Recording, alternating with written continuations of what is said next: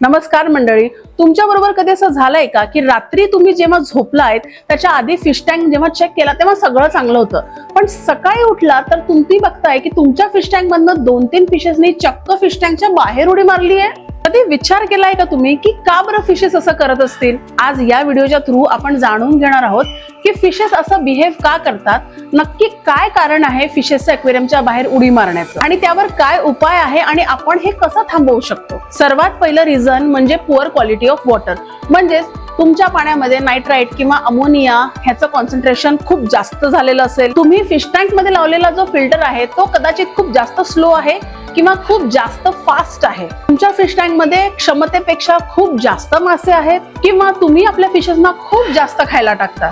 Temperature हा सुद्धा एक मुख्य मुद्दा असू शकतो. एक्वेरियमचे जे मासे असतात ना, हे टेम्परेचरला खूप जास्त सेन्सिटिव्ह असतात. म्हणजे तुमचा जर फिश टँक एखाद्या खिडकीत किंवा दारात असेल जिथे डायरेक्टली त्याच्यावर सनलाइट येतोय किंवा खूप जास्त थंड वारा येतोय, तर हा टेम्परेचर डिफरन्स फिशेससाठी चांगला नाहीये. अचानक 2 किंवा 3 डिग्रीचा बदल सुद्धा फिशेससाठी घातक ठरू शकतो.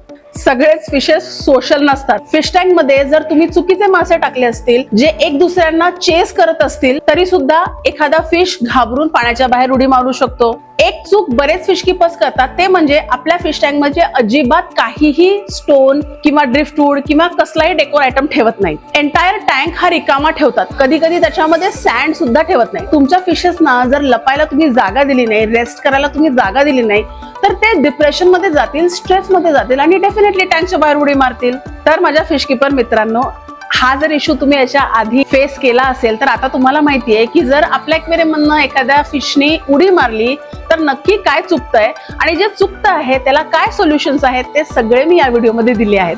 हा व्हिडिओ कसा वाटला हे नक्की सांगा आणि हा व्हिडिओ शेअर करा, या व्हिडिओला एक लाईक द्या आणि चॅनलला सबस्क्राईब करून ठेवा आणि अशीच इन्फॉर्मेशन घेऊन पुढच्या व्हिडिओत सुद्धा तुम्हाला भेटते. तोपर्यंत हॅपी फिश कीपिंग.